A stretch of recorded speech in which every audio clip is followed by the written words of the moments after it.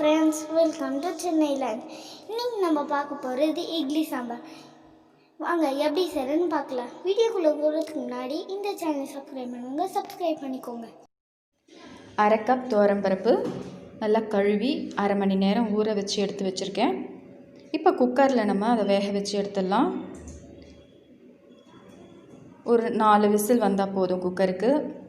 அதில் பூண்டு, வெங்காயம், தக்காளி, ஒரு 2 பச்சை மிளகாய் போட்டிருக்கேன். எல்லாத்தையும் நல்லா வேக வச்சு எடுத்துடணும். அதுலேயே தேவையான அளவு தண்ணி ஊற்றிக்கலாம். ஒரு உருளைக்கிழங்க தோல் சீவி நல்லா கழுவி கட் பண்ணி போட்டுக்கலாம். இப்போ மஞ்சத்தூள் போட்டுக்கலாம். பெருங்காயத்தூள் அரை டீஸ்பூன் போட்டு மூடி வச்சிடலாம். ஒரு 4 விசில் வரட்டும், நல்லா வேகும். இப்போ ஒரு பேனில் கொஞ்சமாக எண்ணெய் ஊற்றிக்கிறேன். நான் 1 டீஸ்பூன் கடலைப்பருப்பு, 6 வரமிளகாய், 2 டீஸ்பூன் தனியா, இந்த டீஸ்பூன் அளவுக்கு நான் எடுத்திருக்கேன்.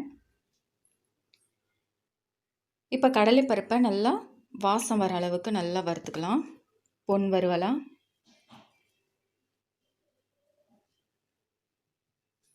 இந்த மாதிரி வறுத்து போட்ட சாம்பார் அவ்வளோ டேஸ்ட்டாக இருக்கும். கடலைப்பருப்பு வறுத்ததுக்கப்புறம் வரமிளகாய் போட்டு நல்லா வறுத்துக்கலாம். அதை ஆற விட்டுடலாம். இப்போ தனியாவை தனியாக வறுத்து எடுத்துக்கலாம். கொஞ்சம் சூடாக இருக்கும்போதே நல்லா வறுந்துடும். அது நல்லா வறுத்ததுக்கப்புறம் நல்லா ஆற விட்டுடலாம். நல்லா ஆற விட்டு அரைச்சி எடுத்து வச்சுருக்கேன் இப்போ மிக்ஸி ஜாரில். இப்போ குக்கரில் பார்க்கலாம் பருப்பு வெந்திருக்கான்னு.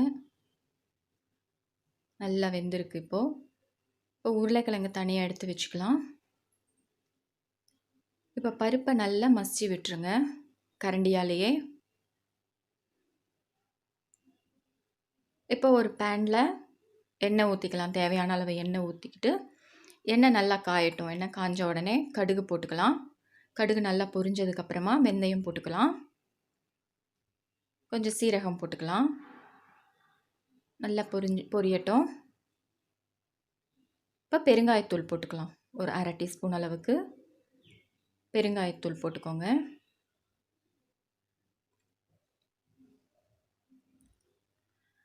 இப்போ சின்ன வெங்காயம் 1/4 கப், ஒரு வெங்காயம் போட்டிருக்கேன், பெரிய வெங்காயம் நல்லா பொடிசா அரிஞ்சு. இப்போ வெங்காயம் நல்லா வதங்கட்டும். சின்ன வெங்காயம் தான் இதுக்கு டேஸ்ட்டே.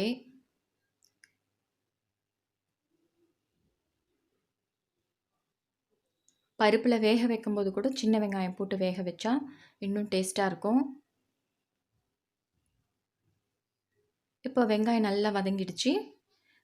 தக்காளி போட்டு நல்லா வதக்கிக்கலாம். தக்காளி நல்லா வதங்கணும் வேகிற அளவுக்கு. அப்புறம் கத்திரிக்காய் நான் ஒரு 3 கத்திரிக்காய் எடுத்து கட் பண்ணி தண்ணியில் போட்டு வச்சுருக்கேன், கருத்து போகாமல் இருக்கிறதுக்காக. இப்போ நல்லா தண்ணியை வடித்து வெங்காயம் தக்காளியோட நல்லா போட்டு வதக்கிக்கலாம் கத்திரிக்காவை. கத்திரிக்காய் நல்லா வதங்கணும். நம்ம வதக்கிறதுலேயே நல்லா வதங்கிடணும்.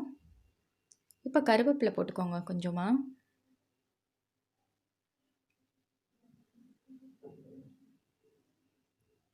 கத்திரிக்காய் நல்லா வதங்கி வெந்து வரணும். அந்தளவுக்கு நல்லா வதக்கிக்கோங்க. இப்போ நல்லா வெந்திருக்கு. இப்போ நம்ம குக்கரில் போட்டுடலாம். குக்கரில் போட்டு ஒரு 10 நிமிஷம் நல்லா கொதிக்க வச்சிடலாம். உப்பு போட்டுருங்க, தேவையான அளவு உப்பு. இப்போ உருளைக்கிழங்க கையாலே நல்லா மசிச்சு விட்டு அதையும் நம்ம சாம்பாரில் போட்டுடலாம். நல்லா கொதி வந்துட்டுருக்கு. இப்போ அரைச்ச சாம்பார் பொடியை நம்ம சேர்த்துடலாம். நல்லா கொதி வந்துட்டுருக்கு. இப்போது சூப்பராக வாசனையாக செம்மையாக ரெடி ஆகிட்டே இருக்குது நம்ம சாம்பார், இட்லி சாம்பார். இதில் உருளைக்கிழங்கு மசிச்சு போட்டுக்கிறதுனால இன்னும் டேஸ்டியாக இருக்கும் நம்ம சாம்பார். கொத்தமல்லி போட்டுக்கலாம், நம்ம இன்னும் மணமாக இருக்கும். இந்த மாதிரி நீங்களும் வீட்டில் ட்ரை பண்ணி பார்த்துட்டு எனக்கு கமெண்ட் சொல்லுங்கள். இந்த வீடியோ உங்களுக்கு பிடிச்சிருந்தா லைக் பண்ணுங்கள், ஷேர் பண்ணுங்கள், சப்ஸ்கிரைப் பண்ணுங்கள். மறக்காமல் பெல் பட்டனை அமைக்கிடுங்க. தேங்க்யூ ஃபார் வாட்சிங்.